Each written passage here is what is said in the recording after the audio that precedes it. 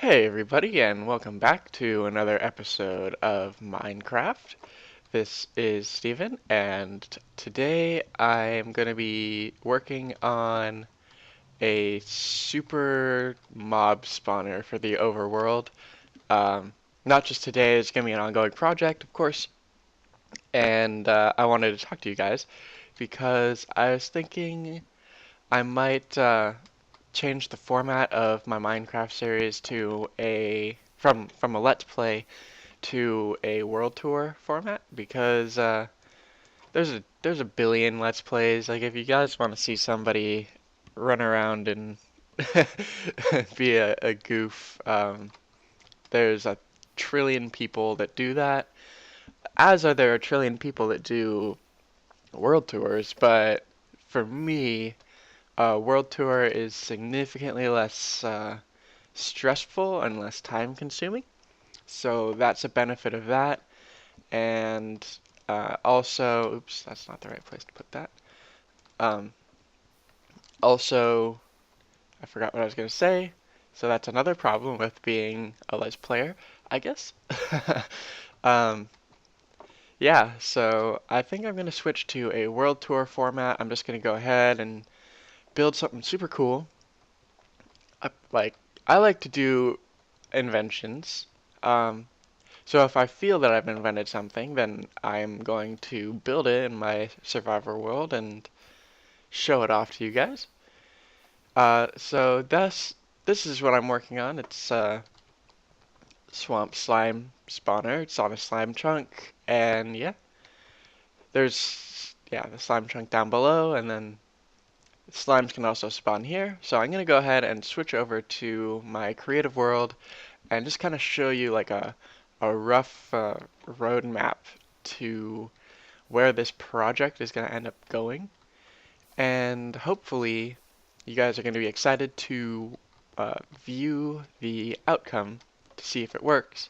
Or if you guys already know what's going to happen, feel free to let me know so I don't waste all this time and resources building something that's not going to work. So let's hop over to the test world. So here we are in the test world. As you can see, I have cleared out this chunk in the test world and outlined it in this border. This border is actually within the chunk, so it's kind of consuming area that is spawnable, which is not the case in my survival world. It's expanded out one on each side, so I can just completely shear down the walls and um, it'll be uh, perfectly sized for this type of mob trap. So basically, I'm just going to stop flying and show you how this works. Just fine. So basically what the concept is that slimes need a 3x3 area to spawn. Now the problem that I don't know that you guys might, there's not a whole lot of information on the very specifics on how mobs spawn. It's just like conditions that are required. So my problem is I don't know if a slime can spawn with the middle block missing. Um, they require a 3x3 area, which is here, and there's absolutely no way that they would be in danger of falling if they spawn directly in the middle.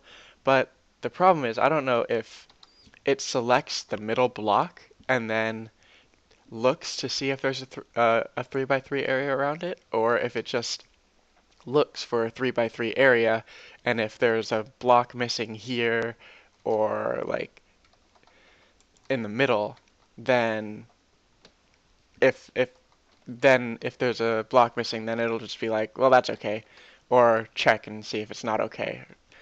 Um, so that's the big question of the day. This will still spawn regular mobs, of course. Like each side is independent of the other. So this side will drop these mobs. This side will drop these mobs, so that's fine. Um, and then and then the spiders that spawn here, and the slimes that might spawn here should fall just fine. Spiders are supposed to be able to spawn here from all the videos I've seen on them. And I've seen a couple spawn, so I know that it works, which leads me to believe that slimes will work. But the way spiders work is they need an area, and they can spawn if this middle block is missing. So hopefully slimes will work out, but if it doesn't, I'd like to know sooner than later so I don't waste all my time installing this machine that I developed and go with a different one. So I'm going to go hop over to another test map. Oh, well, before that, this area here should be able to fit 1, 2, 3 once I have moved these about, because since these are the only spawning platforms that matter, these are the only blocks that need to be within the chunk. So I can move this corner part over into the very corner of the chunk where the mobs will spawn, and everything will be just fine. So this will be moved over here, that'll be moved over into that corner farther, and then there'll be enough room in the middle for a third. So there'll be 3 in a row, and then there should be at least 3 rows, probably 4. So there'll be 12 columns total, and then if they are 1, 2, 3, 4, 5, and then I think they can go one higher. This is the ceiling, but mobs can spawn on the top of the ceiling, I believe. So I think it can go 1, 2, 3, 4, 5, 6. I think it can be 6. So 6 times 12 spawning platforms, and then times however many blocks that is, like 500 possibly spawning areas. And of course, the slimes will only work at night because of the moon cycles and all that nonsense. But yeah, that's kind of what we're looking at for the future of this project. And let's hop over to the other part.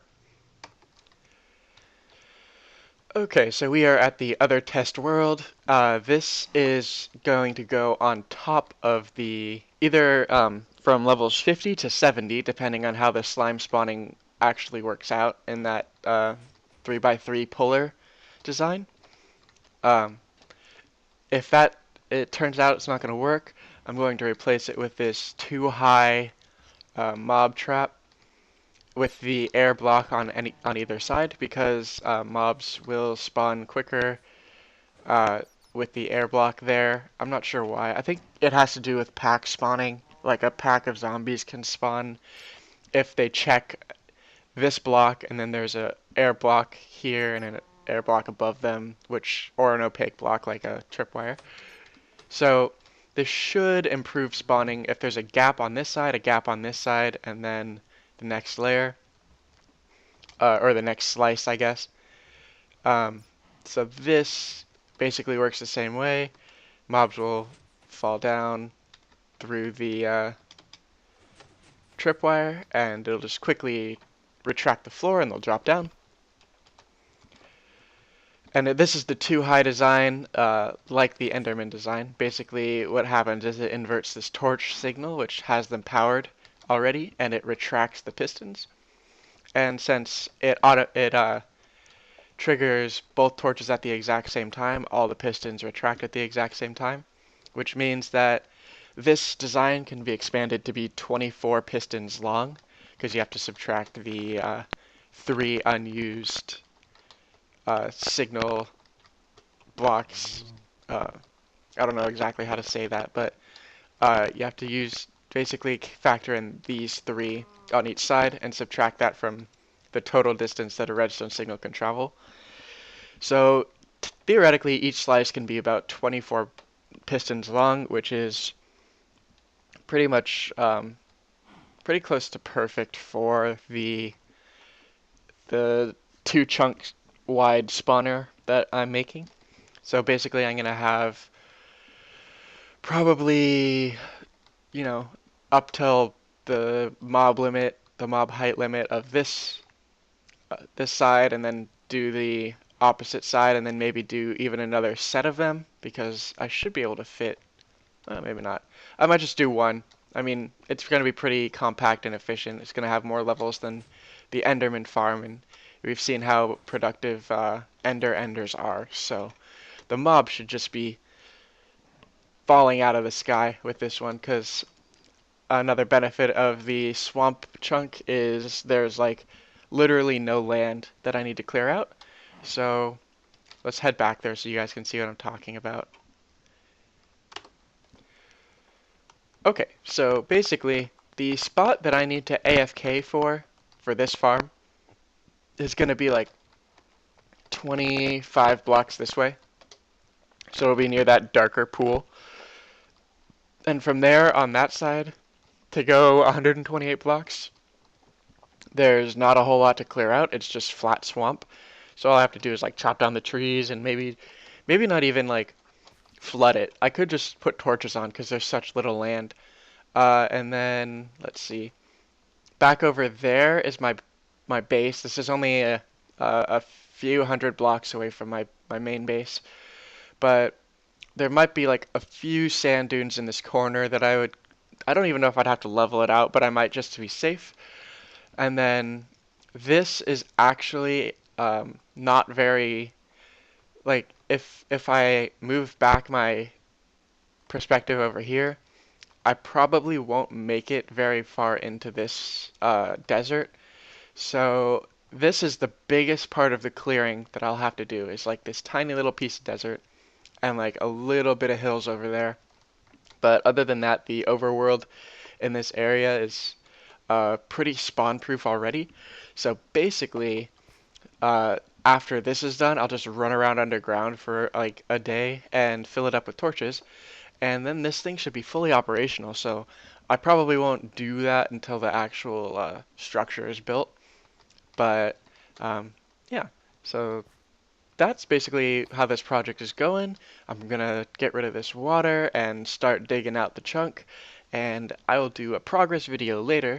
So I hope you guys are excited to see how this turns out. If you have any ideas or think you know the answer to the slime spawning problem, leave a message in the comments. I know Google Plus has been weird with that, but I have a Google Plus account now, so I can respond to you guys, I guess. It was kind of stupid, but